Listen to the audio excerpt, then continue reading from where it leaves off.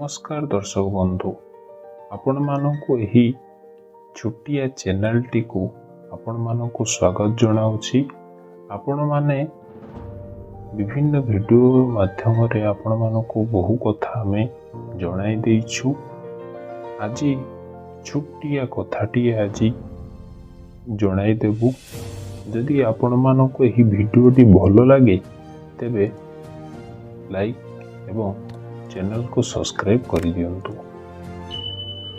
आपण माने जदि सूर्य उदय दिगरे किंबा अस्त दिगरे मलत्याग करूछंती तेबे आपण मानकर मुंड व्यथा हेबा सहित विभिन्न रोगर हेबार मध्य संभावना अछि। आपण माने देखिथिबे चंद्र जेउ दिगरे थांती हला से दिगरे मध्य जदि मलत्याग करंती आपण मानकर शत्रुता वृद्धि हेबार मध्य संभावना अछि।